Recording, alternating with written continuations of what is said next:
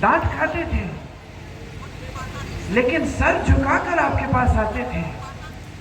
आपको डांटते नहीं थे, आपको धमकाते नहीं थे कि प्रधानमंत्री हो। अहंकार नहीं था।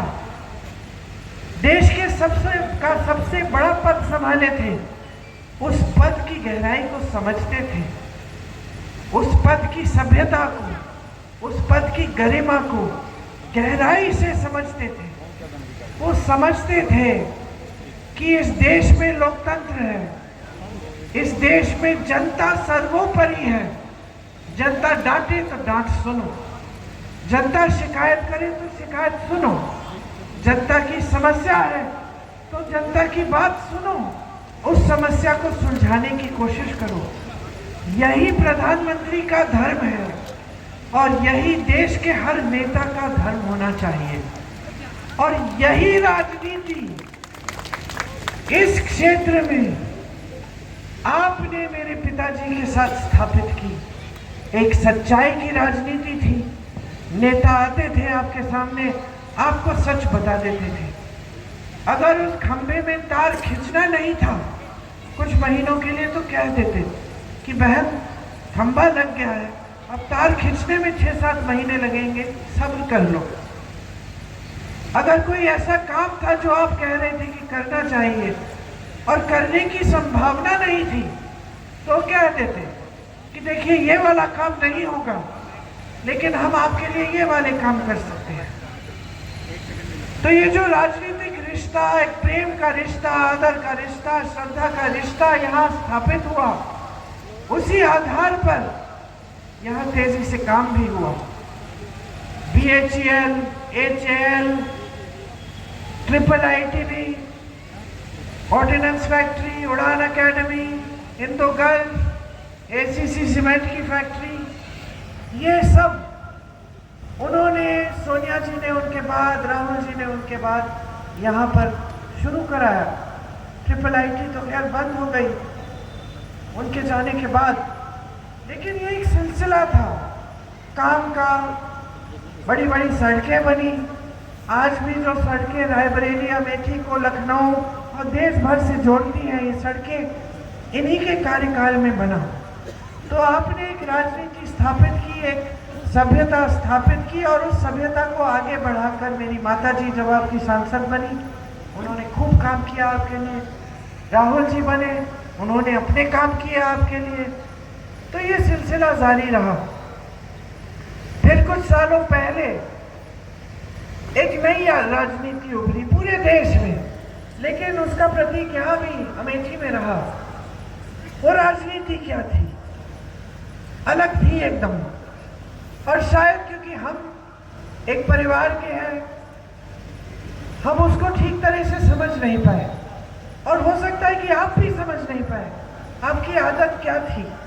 आपकी आदत ये थी कि नेता सच बोलेगा। कई लोग हमारे कार्यकर्ता हैं, तो मैं एक मूल बात कहना चाहती हूँ कि अमेठी ने इस देश में एक राजनीतिक परंपरा स्थापित की। आप शायद इसके वाकिफ हैं कि नहीं, कुछ लोग नौजवान हैं उनको पता है कि नहीं, जो बुजुर्ग हैं उनको पूरी गहराई से समझ है इस बात की कि नहीं, ये मैं नहीं जानती। लेकिन मैं ये जरूर जानती हूँ कि जो राजनीतिक परंपरा यहाँ स्थापित हुई, उसकी शुरुआत एक देश के प्रधानमंत्री ने की, इस देश की जनता के साथ। मेरे पिताजी राजीव गांधी आपके सांसद थे।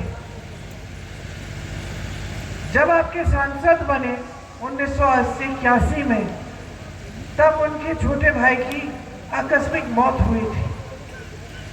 पहले उनके छोटे भाई आपके सांसद होते थे। 3 सालों के लिए आपके साथ घुल मिलकर उन्होंने काम किया। आपके बीच आए, जन जन की समस्या को समझे, गांव गांव गए, खुद गाड़ी चला के आते थे।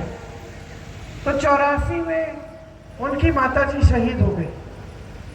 जब उनकी माताजी शहीद हुई, अचानक अगले दिन उनको प्रधानमंत्री पद का शपथ लेना पड़ा। वो प्रधानमंत्री बन गए। लेकिन मरते दम तक आपके सांसद रहे। उस समय 5 सालों के लिए प्रधानमंत्री रहे। हुई है, इससे आपको बहुत सावधान होना पड़ेगा। आपकी जागरूकता आज इतनी जरूरी है, इतनी महत्वपूर्ण है कि आप पूछिए ही मत, मैं इसका उल्लेख कर ही नहीं सकती। आज आपकी जागरूकता पर आक्रमण है। मोदी जी की जितनी भी नीतियां हैं बड़े बड़े खरबपतियों के लिए बन रही हैं। कैसे पता चलता है? देश का कोयला, देश की बिजली, देश की बड़ी बड़ी सड़कों का ठेका, देश के खदान सारे, देश के बंदरगाह, देश के हवाई अड्डे जो सरकारी होते थे, आपके होते थे, देश की जनता के होते थे, आज किसके हैं? किसके हैं? अडानी जी, अंबानी जी के हैं। सब इनको सौंप दिया गया है। सारी देश की संपत्ति इनको सौंप दी। देश का किसान लाख रुपए के लिए, 50,000 रुपए के लिए आत्महत्या करता है, गुजारा नहीं हो रहा है उसका। रात को आवारा पशु से पहरेदारी कर रहा है अपने खेतों का, कि दिन में कड़ी धूप में मेहनत कर रहा है, कमाई पूरी नहीं हो रही है। जीएसटी टैक्स डाल दिए हर खेती के सामान पे, कमा नहीं पा रहा है। बहनें महंगाई से जूझ रही हैं। सिलेंडर छोड़िए, आटा, सब्जी, दाल कुछ सस्ता नहीं मिल रहा।